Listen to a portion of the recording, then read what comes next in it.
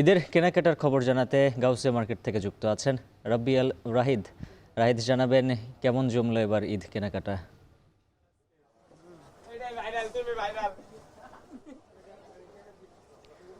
উজ্জ্বল, বিশেষ করে ইফতারের পর রাজধানী যে গাউসিয়া নিউ মার্কেট রয়েছে, রাজধানীর নিউ মার্কেটের যে গাউসিয়া মার্কেটটি রয়েছে সেখানে ভিড় অনেকটাই জমে গেছে। আমি যদি আপনাকে বলি যে আমি কিছুক্ষণ আগে গহনার ইয়েগুলোতে ছিলাম, দোকানগুলোতে ছিলাম, সেখানে প্রচণ্ড ভিড় বা প্রচণ্ড একটি উপস্থিতি লক্ষ্য করা গেছে। এবং এখন বর্তমানে আমরা রয়েছি কাপড়ের মার্কেটটিতে, এবং কাপড়ের এই মার্কেটটিতে বিশেষ করে গাউসিয়ার আমরা যে ব্লকটিতে আছি, এই ব্লকটিতে এখন বর্তমানে যেসব পোশাক রয়েছে সেসব পোশাকের মধ্যে মেয়েদের পোশাকের আধিপত্যটা অনেকটা বেশি।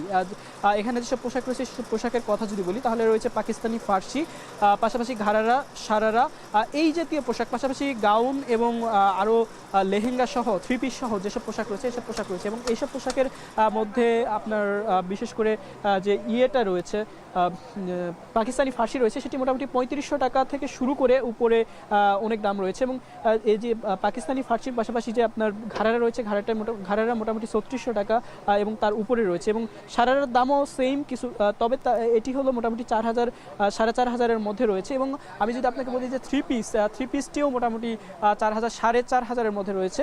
এবং এই মার্কেটের একেবারে উপরের তলায় মোটামুটি শাড়ি রয়েছে এবং এই মার্কেটটিতে এখন বর্তমানে যেসব আমরা দেখতে পাচ্ছি তার মধ্যে আমি যদি আপনাকে বলি যে এখন বর্তমানে ঈদের এই বাজারে বর্তমানে এই মার্কেটে মেয়েদের পোশাকটি অনেক বেশি রয়েছে। উজ্জ্বল, এই ছিল রাজধানীর গাউসিয়া মার্কেট থেকে সর্বশেষ বাজার পরিস্থিতি। রাব্বি আল রাহিদ জানাচ্ছিলেন বিস্তারিত।